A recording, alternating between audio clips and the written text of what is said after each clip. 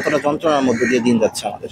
এখন পর্যন্ত আদৌ জানি না সেই বাদ পড়ার আসল কারণটা কি, এবং আমরা যে মানসিক যন্ত্রণার মধ্যে আছি এটা আমরা মুক্তি পেতে পারি। তো জানি না যে আমাদের বাদ পড়ার কারণ কি। শুরু থেকে বলতে গত 30শে ডিসেম্বর 2024 সালে যে প্রকাশিত গেজেটে, সেখানে আমরা প্রায় 227 জন হতভাগ্য এই যে ক্যান্ডিডেট আমরা বাদ পড়েছি, এবং আমরা এখন পর্যন্ত আদৌ জানি না সেই বাদ পড়ার আসল কারণটা কি। এবং গত 9 জানুয়ারি 2024 আমাদের জনপ্রশাসন মন্ত্রণালয়ের মাননীয় সচিব sir doctor Mukhlisur Rahman sir বলেছিলেন যে যাদের বিরুদ্ধে ফৌজদারি মামলা অথবা রাষ্ট্রদ্রোহী মামলা অথবা বিশ্ববিদ্যালয়ের শৃঙ্খলা ভঙ্গজনিত কোনো অভিযোগ নেই, তারা সবাই অচিরেই গেজেট ভুক্ত হবে। এবং এই তালিকাটা তিনি সেদিন বলেছিলেন শর্টেস্ট পসিবল টাইম, মানে 2 থেকে 3 দিনের মধ্যে। তো সেই 2 থেকে 3 দিন অলরেডি পার হয়ে গেছে, এখন প্রায় অলমোস্ট 2 সপ্তাহ। তো আমরা বিভিন্ন সূত্রে জানতে পেরেছি যে জনপ্রশাসন মন্ত্রণালয় থেকে সামারি রেডি হয়ে সেই ফাইলটা মাননীয় প্রধান উপদেষ্টা মহোদয়ের দপ্তরে আছে। তো ব্যস্ততার কারণে হয়তো বা উনি এই যে ওয়ার্ল্ড ইকোনমিক ফোরামের সম্মেলনে যোগদানের আগে সাইন করে যেতে পারেননি। তবে আমরা আশা করব যে তিনি দেশে ফেরা মাত্র আগামী রবিবার 19 তারিখে সামারিতে ফাইল সাইন করবেন, এবং সেই ফাইলটা সাইন করার পরে অতি দ্রুত সময়ে আমরা চাই রবিবারই যাতে আমাদের গেজেটটা প্রকাশিত হোক।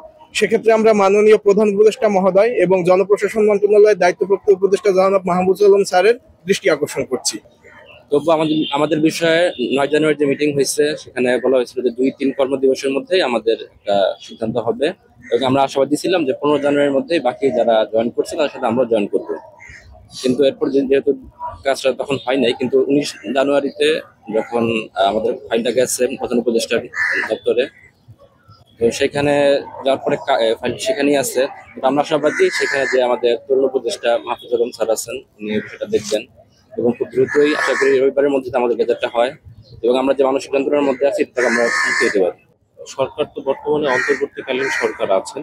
এখন আমরা চাচ্ছি যে আমাদের যদি কোনো ধরনের ফৌজদারি এবং রাজনৈতিক কোনো ধরনের এফিলিয়েশন না থাকে, ফৌজদারি কোনো মামলা না থাকে, এবং আমরা যদি কেউ বিশ্ববিদ্যালয় কলেজ জীবনে বহিষ্কার না হয়ে থাকে, তাহলে আমরা আমাদের গ্যাজেটটা পাওয়ার দাবি রাখি। আসলে মানসিক অবস্থা তো কখনো ভাষায় বর্ণনা করা যায় না, যার দুঃখ শুধু সেই বুঝে।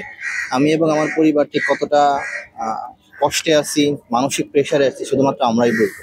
আসলে কষ্টটা ভাষায় বলা যায় না। কিন্তু আমি কখনো ভাবতে পারি নাই যে 5 বছরের দীর্ঘ পরিশ্রম শেষে গেজেট প্রাপ্ত হওয়ার পরে আমাদের 1896 জন কলিগ অলরেডি জয়েন করেছেন, আর আমরা রাস্তায় রাস্তায় ঘুরতেছি। এটা কত বড় মানসিক যন্ত্রণা, আমার জায়গায় যদি কেউ নিজেকে বসিয়ে দেখতে পারে তবে সেটা দেখা যাবে আর কি, কতটা যন্ত্রণার মধ্যে দিয়ে দিন যাচ্ছে আমাদের। আপনারা তো জানেন যে আমাদের 43তম বিসিএস এর গেজেটটা প্রকাশিত হয়েছিল 2 দফায়। তো প্রথম গেজেটটা এখন আর কার্যকর নেই, দ্বিতীয় গেজেটের ভিত্তিতেই নিয়োগ দেওয়া হয়েছে, এবং সেই গেজেটে আমরা 227 জন প্রার্থী বাদ পড়ে যাই, যারা এর মধ্যে আমরা প্রায় 208 জনের মতো বা তারও বেশি যারা প্রথম গেজেটে হয়ে তারপরে দ্বিতীয় গেজেটে বাদ পড়ে যাই। তো এটা এই ব্যাপারটা যখন আমরা জানতে চাই যে আমরা তো জানি না যে আমাদের বাদ পড়ার কারণ কি বা কিছু, তখন আমাদের তো জনপ্রশাসন থেকে যে একটা চিঠি ইস্যু করা হয়েছিল, সেই চিঠির ভিত্তিতে এনএসআই এবং ডিজিএফআই এর প্রতিনিধিদের সাথে আমাদের সিনিয়র সচিব স্যারের একটা মিটিং এর পর আমাদের 2 থেকে 3 দিনের একটা সময় নিয়ে তারপরে আমাদেরকে আবার একটা পুনঃতদন্তের মাধ্যমে ওনারা গেজেট ভুক্ত করবেন, নতুন করে গেজেট দিবেন, এই ধরনের একটা আশ্বাস দেওয়া হয়েছিল।